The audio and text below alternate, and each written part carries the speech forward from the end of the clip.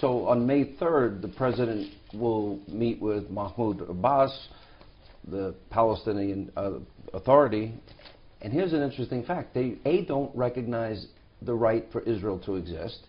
B, there's 36,000 recipients. They reward as a matter of law those people that kill Israelis. I've read over in the year 2016, close to $300 million. There is, on an annual basis, they're giving often hundreds of millions of dollars to terrorists or the families of terrorists who murdered Israelis, murdered Americans. It's unimaginable. I mean, after a decade, it could be more than $1 billion that are given to terrorists. This is from, I'm not talking about Hamas. I'm talking about mainline Palestinian Authority, headed by President Abu Mazen, who's going to see President Trump in Washington. And I think the first test of peace is to say to them, hey, you want peace? Prove it. Confront terrorism. Stop rewarding terrorism.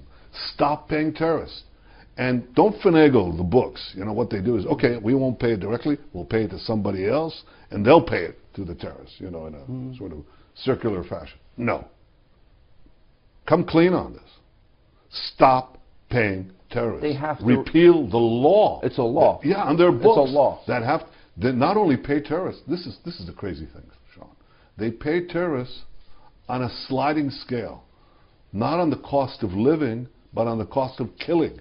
The more you kill, the more you get. And it accumulates to vast sums.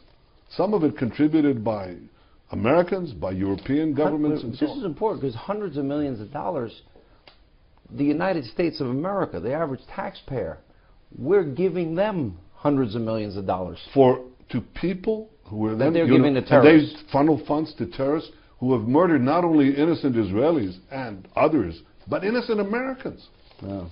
Unacceptable. Has to change. That's a test for peace. Lindsay, by the way, if they change, that's significant. Well, that's hopeful. Why would you think that when he talks about every drop of blood that has been spilled for Jerusalem, we bless it? Because they can get away with it. You know, if I say something, and not only me, President Trump, President Obama, it doesn't make any difference.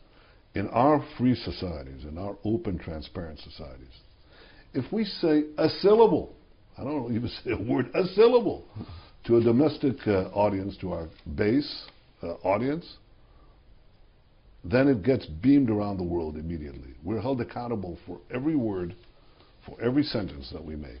That's what our free, transparent society is about. But in the case of Abbas, you know, it's like he lives in a different universe.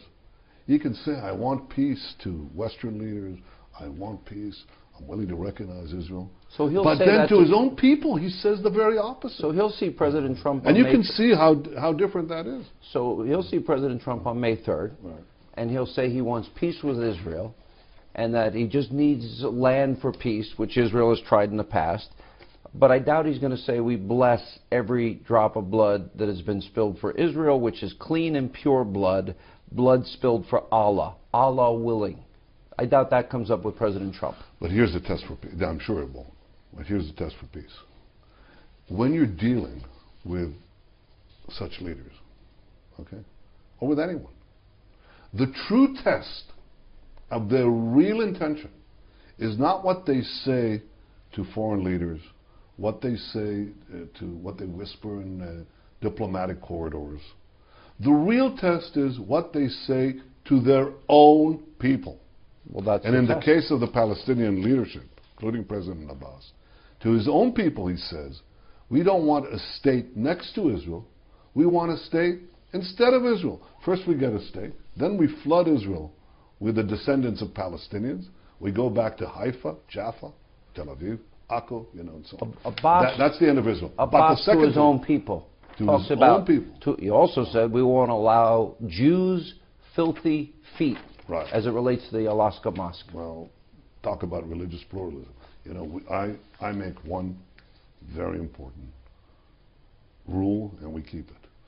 We guarantee full free, unfettered access to the holy sites to Jews, Christians, and Muslims. We never say the Muslims have. Right in the heart of the old city. They can go to the Al-Aqsa Mosque, and Christians go to the Church of the Holy Sepulchre. We flew right over it today. We guarantee the freedom of religion to all with a spirit of equanimity and a spirit of tolerance and respect to all religions. Very different from what they say to their own people. Maybe but the most important thing, how can you pay terrorists? Can you imagine?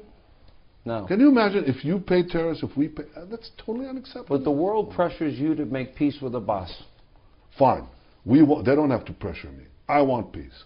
I've been to war. How do you make peace with this guy? How do you make peace with somebody that pays terrorists and says peace, you don't have a right to exist? You make peace by demanding from the Palestinians to pass a test of peace. I've got evidence. I've got video evidence, a clip. This is not long ago. This is October 2015. The mother of a killed Palestinian terrorist, a family that is rewarded financially by the Palestinian Authority, celebrates the death of her son's martyrdom, handing out candy, pulling out a knife, threatening her own attack on Israel. And I'll also play for you a clip of October 15th again, 2015 again, a Palestinian Jordanian preschool girl, little preschool girl, holding a knife saying she wants to stab a Jew. Let's play it. أنا ما بكيتش أعرف وزعلانة ليش ما أخذنيش معاه. لازم محمد أخذني أستشهد معاه وإحنا مش متندمين والحمد لله فخورين وبدي أحليكي بشهادة محمد. الله يرحمه يا خالتي. تعيشي. أنا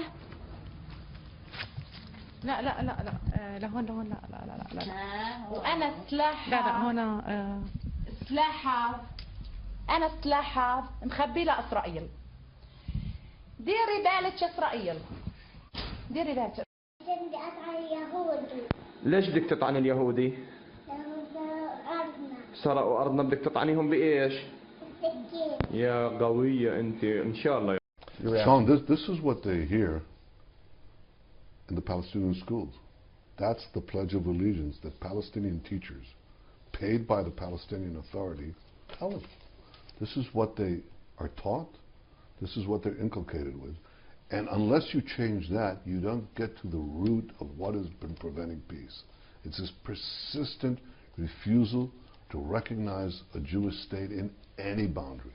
It's to say Israel will disappear, we'll knife it to death, and we pay the terrorists to do so. That's got to change. Not only for us, but hold the Palestinian leadership accountable. Don't let them get away with double talk. Let them say to their own people what they say to Americans. Well, I'd like what he said in October 2015. I'd like him to say that to President Trump. I'd like the because I guarantee you he will not say that to President Trump. Okay, how about a different twist? How about if what he says to President Trump, he has to say to his own people? How about if he says, yes, Mr. President, I'm going to change that law, and we're not going to, in fact, our laws will forbid paying terrorists, and I'm going to come back to Ramallah, to the Palestinian areas, and I'm going to change that legislation, and I'm going to make sure that not a penny goes to the terrorists or their families, and I'm going to make sure it doesn't go by circuitous ways either. Mr. Prime Minister. That's a change. Sean, I would be happy. You know, prove me wrong. But prove me wrong not by nice words that are said in Washington, D.C. in front of the cameras, but the real test. Mr. Prime Minister. Change the way you pay terrorists. You talk about what they tell their own people. What I tell my radio and TV audience, and I've said for years, is that for many, many decades now, and I've known you for decades, you have been the sole adult on the world stage with the moral clarity that recognizes the evil in our time. I think the odds of that happening are next to zero.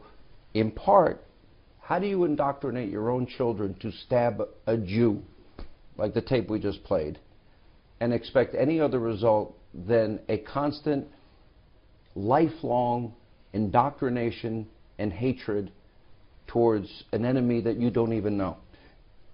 If that indoctrination doesn't change, you're right. If they continue paying terrorists, you're right.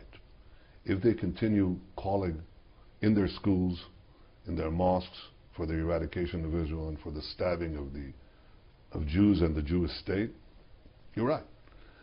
I think that the only chance that this will change is if there's pressure brought to them to make this real change. If there's pressure brought to them to say, no, we're not going to accept just generic words, fluffy words of peace while you indoctrinate your own people with the doctrine of death. We want you to change the way you speak to your own people. Well, doesn't and stop paying terrorists. If you demand that, there's at least a chance that there'll be a change. And I'll tell you, the first one who will welcome that change is me. You mentioned because I've been there. I've been in the battlefields, on the battle lines. you lost your brother, raided in Entebbe. Yes, and I was in wars, and I was in the wars between wars, in the battle against terrorism. I was shot in a rescue of hostages by our own forces, by the way. That happens in close Friendly quarters.